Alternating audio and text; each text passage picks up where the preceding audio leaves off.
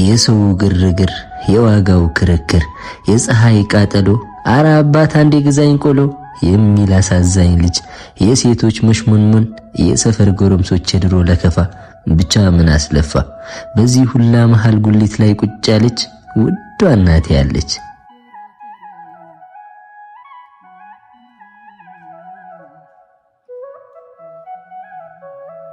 እናቴ ልቤ ደሞ ምን ፈለክ?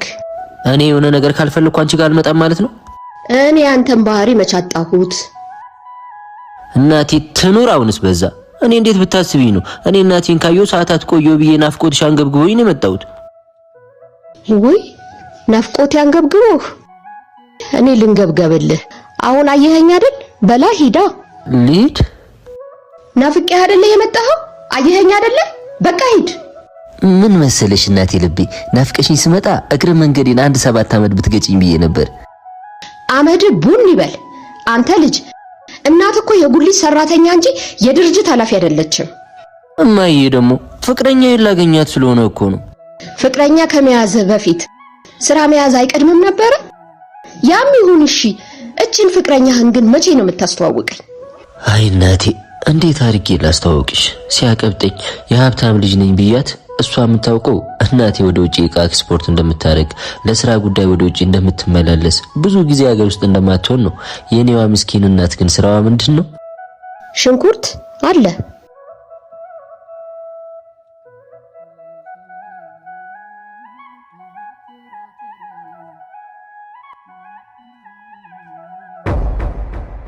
ወይኔ ቢተበላ እቺ ሲያደለች እንዴ ቤብ ወይኔ ወይኔ ጣፋጭ እዚህ ምን ሰራለ ደሞ የሆነ ጓደኛዬ ታሞ እሱ ልጠይቅ ይሄድኩ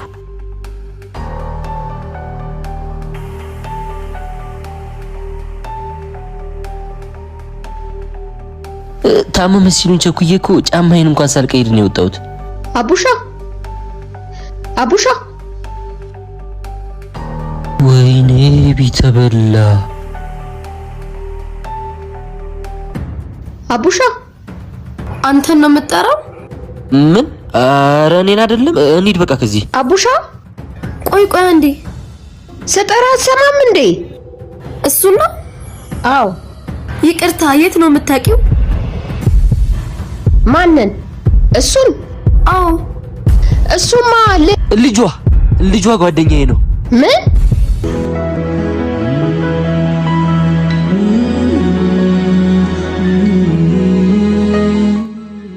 አዎ የልጄ ጓደኛ ነው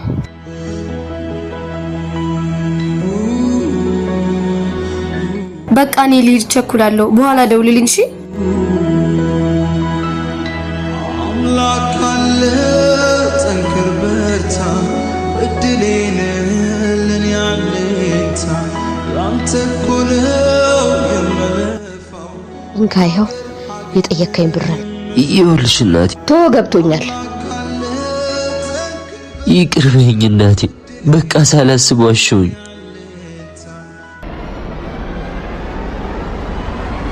ኤቢ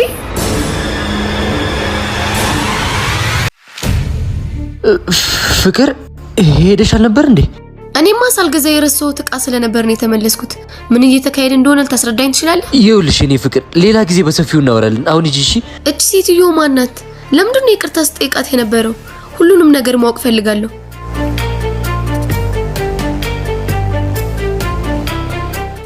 ይኸውልሽ እኔ ልጅ ሴትዮ አንቺን ያወራሽ የለም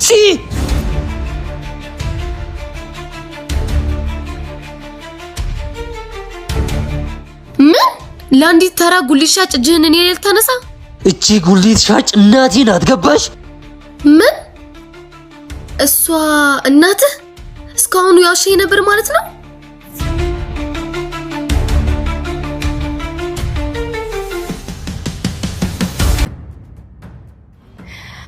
አንተ አስመሳይ አው አስመሳይ ነኝ ግን አስመሳይ የሆንኩት ባንቺ ምክንያት አንቺ ለዳባለሽ ጥላቻ ምክንያት ስላፈቀርኩሽ አንቺ የምትፈልጊውን አይነት ሰው ሆኜ የቀረብኩሽ ወይኔ ፂ የማንም መጫወቻ አሉ አንዴ ተረጋጊ የኔ ልጅ። አውቃለሁ ልጄ በጣም ብዙ ጥፋቶችን አጥፍቷል። ዞር በይ እዛ። አንቺ ሰይጣን ቁራጭ! ምን አይነት ክፉ ብትሆኚ ነው እናቴ እንደዚህ የምታመነጭቀት? ረፍ አቡሻ። ልቀቂኝማ፣ እየገላታለሁ እቺን ሰይጣን። ተው እንጂ መጀመሪያ ድህነትን ግደል እሺ። ቢጤን ፈልጋ አታፈቅርም ነበር? ድሃ ልጅ።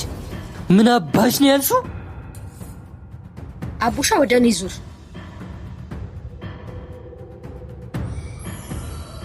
ለምንድን ነው የምታለቅሰው? ለአንዲት ተራ ሴት ብዬ አንቺን እናቴን ካድኩሽ። ምን አይነት ርካሽ ሰው ነኝ! እንዴት ሰው በእናቱ ያፍራል? ይሄውልህ አቡሻ፣ ያፈርከው በእኔ ሳይሆን በድህነትን ነው። ድህነት ደግሞ የሚኮሩበት አይደለም። እቺ ምናምንቴ መነጫጨቅሽ እኮ እማዬ። አንተ አቡሻ፣ እኔ አልቃሻ ልጅ አልወለድኩኝም። ድሃ ሆኖ መወለድ ያንተ ምርጫ አይደለም። ድሃ ሆኖ መሞት ግን ያንተ ምርጫ ነው። ይህን ድህነትህን ልጅ እንዳይደክመው ከፈለግ መጀመሪያ ድህነትህን አሸንፈው እሺ። ቃል እገባልሻለሁ እማዬ፣ ይህን ድህነት እንዳልነበር አድርጌ ከህይወታችን አስወጣዋለሁ። ዛሬ አመናጨቀችሽ፣ ነገ ይቅር በይኝ ብላ እንድትለምንሽ ካላደረኩ እኔ እውነትም ያንቺ ልጅ አይደለሁ። አትስተገር በስቷል በኪስ ተማመን ጎበዝ ፍቅር ተቷል። እንዴ ኤቢ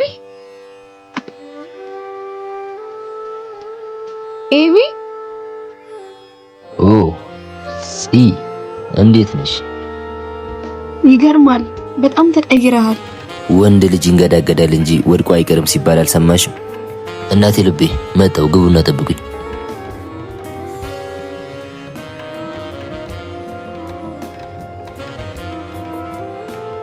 ይኸውልህ ኤቢዬ፣ የዛኔ ሳላቅ ለተናገርኩ ሁሉ ይቅር በለኝ። ዛሬ አመናጨቀችሽ፣ ነገ ይቅር በይኝ ብላ እንድትለምንሽ ካላደረኩ እኔ እውነትም ያንቺ ልጅ አይደለሁ። እኔን ሳይሆን እናቴን ይቅርታ ጠይቂያት።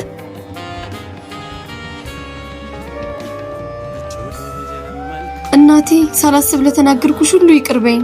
ችግር የለውም የኔ ልጅ፣ እኔ ይቅርታ አድርጌልሻለሁ። ዞር በይ እዛ። ያው እናትህ ይቅር አለችኝ፣ አንተም ይቅር በለኛ። እናቴ ይቅር ካለችሽማ እኔም ይቅር ብዬሻለሁ። እና ድጋሚ አብረን ሆነን ፍቅራችን እንደ ድሮ ይቀጥላል። ፍቅር ቀልደኛ ባይሆን እሑድ ሰርጌ ነው እንዳትቀሪ። ምን ኤቢዬ፣ እየቀለድክ ነው? ቀልዱን የጀመርሽውማ አንቺ ነሽ።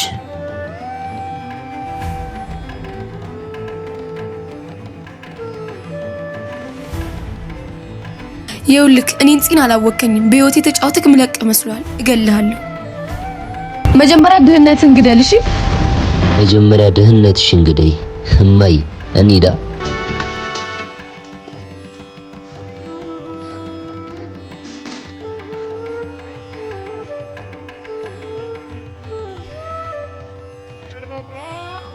ምንም እንኳን ሆዴ የለመደውን ከቁርስ እስከ ራት መክሰስን ጨምሮ ያበላችኝ ብዙ ጊዜ ቆይታ ሆዴ አጉል ነገር ቢለምድም የኖረበትን ረሃብ ግን ፈጽሞ አይረሳውም።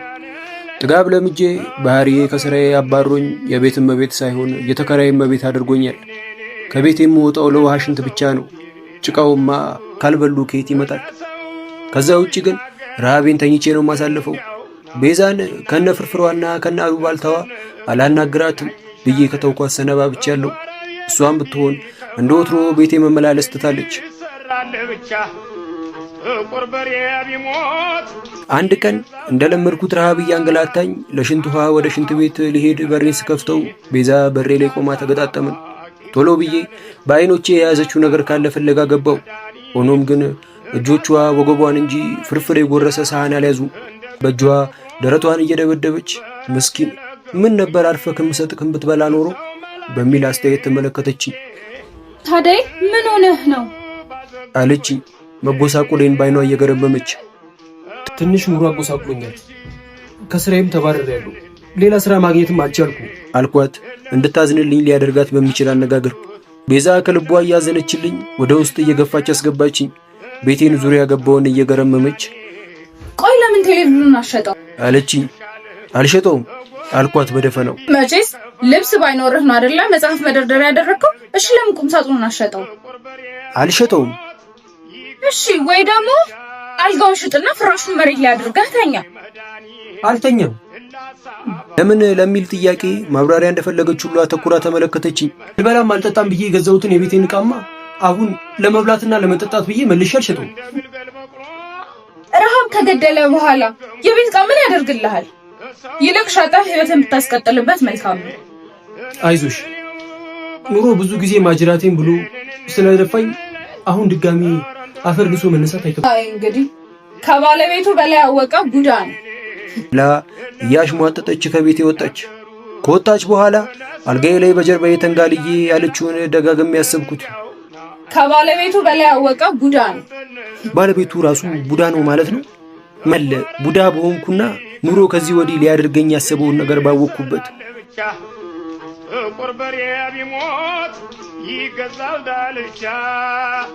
አንድ ጠዋት ስራ ፍለጋ ከቤቴ እየወጣው ቤዛ በሯ ላይ ቁጭ ብላ ስታለቅስ አገኘኋት። አጠገቧ ደርሼ ጉሮሮዬ እንደመጠራረግ ብዬ ቆምኩ። መቆሜን ስታይ ቀና ብላ አይታኝ ወደ ለቅሷ ተመለሰች። እስሯ ቁጭ ብዬ ትከሻዋን በእጄ ደገፍ አድርጌ ቤዛ ምን ነው የተፈጠረ ችግር አለ እንዴ አልኳት። ቤዛ ቀርቦ ችግሯን የሚጠይቃት ሰው ትወዳለች። ገና ምን ሆነሽ ነው ከማለቴ ነበር ብቸኝነቱ ከበደኝ ያለችኝ። አይዞሽ እኔ ያለሁልሽ ልላሰብኩና ወዲያው ካፌ መለስኩ። አይዞሽ ማንም ሰው ብቻውን አይሞትም፣ ሁሉም ቀስ እያለ የትዳር አጣማሪውን ማግኘቱ አይቀርም እኮ ኳት። ቀና ብላ ምንም አታውቀውን ትዘባርቃለህ በሚል አስተያየት ገላመጠችኝ። እንባዋን እየጠረገች ይሄን ያክል ግቢ የኔ ነው፣ ትልቁንም ቤት ያከራዩት እቺ ክፍል ትበቃኛለች ብዬ ነበር። ሰው እንዴት ይሄን ሁሉም ያክል ቤት ይዞ ብቸኝነት ይሰማዋል? የምትለውን ነገር ለማመን አልፈለኩም። በኋላ ግን ታሪኳን በዝርዝር ስትነግረኝ ብቻዋን እንደምትኖርና ወላጆቿ ይሄንን ቤት አውርሰዋት እንደሞቱና አሁን ከዚህ ግቢ የቤት ክራይ ብቻ በወር 50 ሺህ ብር እንደምታገኝ ነገረችኝ። ይሄ ነገር የቤተሰቧን ዘር ለማስቀጠል በቂ እንዳልሆነ ነገረችኝ። እኔም ቀደም ከአፌ የመለስኩትን ቃል አሁን አፍታትቼ አይዞሽ በቃ እኔ ያለሁልሽ አልኳትና ወደ ቤቴ ይዣት ገባው። ኑሮ በአንድ በኩል ሲጥለኝ በአንድ በኩል የምነሳበት መንገድ ያመቻችልኛል። በዚህኛው ዙር ሰብሮ የጣለኝ ኑሮ መነሻዬን ቤዛ አደረጋት። ታዲያኒስ የእሷን ዘር ማስቀጠል ምን ይከብደኛል? ታዲያ ኤል እባላለሁ። ኑሮ ጭንቅላቴን እንደ ባብ ቀጥቅጦ መሬት ላይ ጥሎኝ ይሄዳል። እኔም ታዲያ አፈር ልሶ መነሳትን አውቅበታለሁ። ለመጨረሻ ጊዜ ኑሮ አናቴን ብሎ ሲጥለኝ ከሐሳብም ከሂሳብም ያልተጣባው ተወናባጅ ደንቆሮ ነበርኩ። አፈር ልሼ ከተነሳው በኋላ ግን ራሴን ሳገኘው አንድ ጠባብ ክፍል ቤት ተከራይቼ ብታንስም ከመኖር የማታጎደል ስራ ይዤ ነው። የተከራየሁበት ግቢ ውስጥ ቤዛ የምትባል ተከራይ ጎረቤት አለችኝ። በደህንነቴ ላይ አሉባልታ እየጨመረች በወሬ የምታወናዝበኝ ቤዛ ቤት የተከራየው ሰሞን ከቤቱና ከግቢው ጋር ለመላመድ 1-2 ጊዜ ቀርቤ አውርቻታለሁ። ለሶስተኛ ጊዜ ግን ቀርቦ ለማውራት የምትጋብዝ ስላልሆነች አላናግራትም ብዬ ወስኜ ነበር። እርሷ ግን ሰውን በቀላሉ የምትተው አይደለችም። ሁለቴ አውርቻት ባህሪዋን አይቼ ኮኮባ ኮኮቤ እንደማይገጥም ካረጋገጥኩና ለመኖር ከግቢው ጋር ግዴታ መላመድ እንደሌለብኝ ከወሰንኩ በኋላ ቤዛ ጭራሽ ወደ ህይወቴ ጠቅልላ ለመግባት ትግል ያዘች። ከለታት ባንዱ ቀን ስራ ለመሄድ በጠዋት መዘጋጀት ጀመርኩ። በመከራ ያገኘሁትን ስራ አርፍጄ ባለመገኘት አክብሬ ልሰራ ነበር በጠዋት ሽር ጉዳይ ያስኩት። ዝግጅቴን ጨርሼ የቤቴን በር ከፍቼ ልወጣ ስል ከቤዛ ጋር በሬን ስታንኳኳ ተገጣጠምን። ሆኖም በሩን ስከፍተው በሬን ስታ ግንባሬን በኩርኩም አናወዘችው። ግንባሬን እያሸው እንዴ ምን ጉድ ነው ብዬ አፈጠጥኩባት። ሳቋ እንዳያመልጣት ከንፈሯን ግጥም አድርጋ ዘግታ ሳቋ እስኪያልፍላት ዝም ብላ ታፈጥብኝ ጀመር። ሳቋ ካለፈላት በኋላ ወይኔ ታዲያ በሩን እኮ ስቸው ነው አለችኝ። ግንባሬ ላይ ያረፈው ኩርኩም የበሩ ጣፋንታ እንደነበረ ሳስብ ለበሩ ሐዘኔታ ተሰማኝ። ታዲያ ምን ነው በጠዋት በሰላም ነው አልኳት። በሰላም ነው፣ ቁርስ ካልበላህ ብዬ እኮ ትንሽ ቁርስ ይዤልህ መጥቼ ነው ብላ በሻርቧ ሸፍና እንደ አራስ ልጅ የታቀፈችውን ጎድጓዳ ሳህን አሳየችኝ። አይኔ የያዘችው ሳህን ላይ እየተንከራተተ እኔ እኮ ቁርስ መብላት ላይ ብዙም ነኝ አልኳት። እንዴ ከቤት በባዶ ይወጣል እንዴ በልግባ እያለች ከቁጣ ባልተናነሰ አነጋገር እየገፋች ቤት አስገብታኝ እብድብድ በሚያክል ጉርሻ ያበደ ፍርፍር እየጠቀለለች አጎረሰችኝ። ከዛን ዕለት ጀምሮ ካበደ ፍርፍርና ካበደ አሉባልታዋ ጋር ቀኔን አሳብጄ ጀምራለሁ። እኔ ለርቃት 1 እርምጃ ስራመድ እሷ 10 እርምጃ እየቀረበችኝ በደንብ ተግባባን። ብንገናኝሻል ጎረቤት ቢከፋ ይሰራል ብቻ ጥቁር በሬ ቢሞት ይገዛል ዳልቻ አጣሁኝ መድኃኒት ላሳባቂ ብቻ። ቁርስ በኋላ ወደ ስራ ሲሄድ ቁልፌን እርሷ ጋር ማስቀመጥ ጀመርኩ። ታዲያ ከስራ ስመለስ የቆሸሸም ያልቆሸሸም ልብሴ ታጥቦ ቤቴ በአግባቡ ተስተካክሎ ይጠብቀኛል። ምሽት ላይ እስከፈለገችበት ሰዓት ቤቴ አምሽታ እንቅልፏ ሲመጣ ለመኝታ ቤቷ ትገባለች። ባዘገምኩኝ ይህንን ረንደምንድነሽ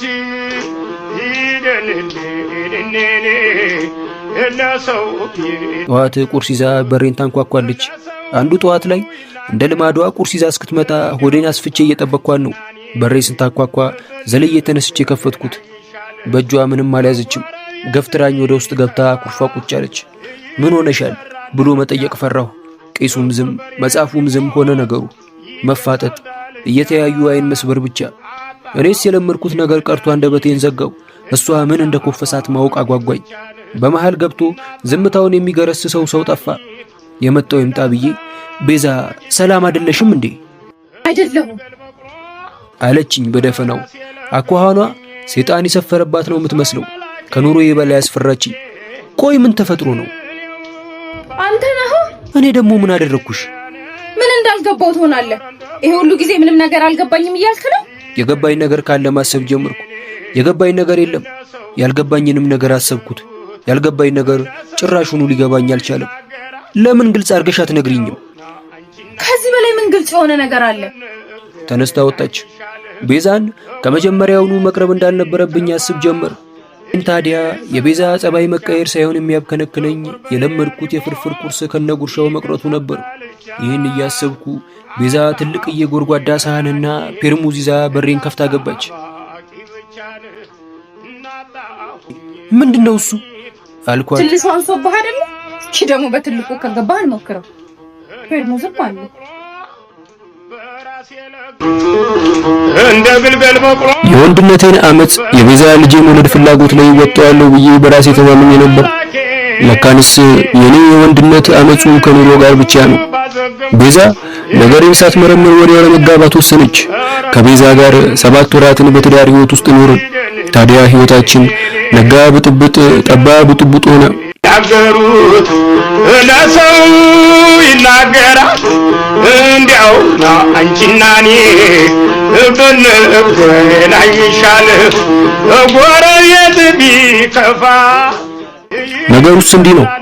እኔና ቤዛ የብቸኝነት ኑሯችንን ገርስሰን እኔም ተከራይቼ እሷም ለብቸኝነት ትበቃኛለች ካለቻት ቤት ውስጥ ወጥተን ትልቁ ቤት መኖር ጀመርን። ታዲያ በወር 50 ሺህ የነበረው የቤዛ ገቢ ትልቁን ቤት ስታስለቅቅ በወር ወደ 30 ሺህ አሽቆለቆለ። ቤዛ ከወር ገቢዋ በላይ ዕለት ዕለት ልጅ መውለድ ፍላጎቷ እየጨመረ ሄደ። ሆኖም የኔ ወንድነት የቤዛን ዘር ለማስቀጠል የወንድነት መስፈርቱን አላሟላም አለ። እንትቼ እንዩ ባዘገምኩኝ ይህንን ቤዛን ታዲያ ድፍን 7 ወራት የኔ ደካማነት በነጋ በጠባ ለመጨቃጨቅ ርዕስ ሆናት። የሆነ ጊዜ ላይ በንግግሯ ቅስሜን ዶጋ አመድ አደረገችው። ጠዋት ላይ ቁርስ እየበላን ለቦርሳት እጅን ትዘረጋላት ፊቷን እያሸሸች መልኩን አሳምሮ እንደ ወሎ ፈረስ ወይ ሽምጥ አይጋልብ ወይ አንጀት ያደርሳሉ ብላ እኔ ከስድብ ጋር ባዘለ ንግግር ሽሙጥ እያየች ተረተችብኝ። ወንድነቴን ፈተነችው። እኔስ ከማን አንሳለሁ ብዬ ቤቱን አዝማሪ ቤት አደረኩ። ስሜ ታዳኤል ዘሬ ቅምጥል ባርጋ ጨዋታ በአንድ ዙር ባንጥር ባለም ካርታ ላይ ስሜ ስምሽን የማንጠለጥል ዘራፍ ታዳይ እያልኩኝ ቀረርቶ ይሁን ሽለላ በማላቀው ዘይቤ ብላሽ ወንድነቴን እያሞገስኩ ቤዛ መሄዷን ያወቅኩት የጨፈንኩት አይኔን ከገለጥኩት በኋላ ነው። ነገሩ ቤዛ ተሳሳተችም። የኔ በትረ ሙሴ ባህርን 2 ቦታ ከፍሎ ለመሻገር አልሆነለትም። ባጭሩ ስልፈተ ምንድነው የሚሉት ነገር አለብኝ። እግዚአብሔር ሰርቶ ለምን እዚህ ጋር ዘሎኝ ስሜት አልባ እንዳደረገኝ እንጃ። ብቻ ቀድሞውኑ ድክመቴን ባውቀው እዚህ ነገር ውስጥ አልገባም ነበር። ከቀድሞ ራሴን አለመፈተሽ አሁን ራሴን ሳቅ ችግር እንደሆነብኝ ተገነዘብኩ። ከዕለታት ባንዱ ቀን በረንዳ ላይ ቁጭ ብዬ የፍቅርና የወሲብ ቀልዶች የሚለውን መጽሐፍ እያነበብኩ ቤዛ ወገቧን ይዛ እየተብከነከነች ጎኔ ቆመች። አንተ ምን አለብህ እዚህ ቁጭ ብለህ መጽሐፍን አንብብ አለችኝ። ምን አደረኩኝ ደግሞ? ምን ያላደረከው ነገር አለ? እስኪ ንገረኝ። እኔ ምሰለች ሰው ነኝ እንዴ? ኧረ ምን ቦታሽ? ብዙ ሳትናገር ገላምጠኝ ገባች። የቤዛን ፍላጎት አላጣሁትም። ነገር ግን የእሷ ፍላጎት በእኔ አይነት ወንድ የሚፈጸም አይደለም። ቢሆንም ፍላጎቷን ለመፈጸም የባህል ሐኪም ጋር ሄጄ ችግሬን መፍታት እንዳለብኝ እያሰብኩ ቤዛ ሻንጣዬን እየጎተተች ወጣች። እንዴ ምንድነው? እንደኔ አስተኝታ የምትቀለብ ሴት ካገኘ ሂድ ብላኝ ወደ ውስጥ ገብታ በሩን ዘጋችብኝ። ቀጥሎ ኑሮ የት ትለኝ እንደሆነ ሳላውቀው ወንድነቴ አመጹን ይዞ ሌላ ትግል ሊገጥም መሆኑን ሳስብ ደከመኝ። ቁርበሬ ቢሞት ይገዛል ዳልቻ አጣሁኝ መድኃኒት እናሳ አባቂ ብቻል እናጣሁኝ መድኃኒት እናሳ አባቂ ብቻ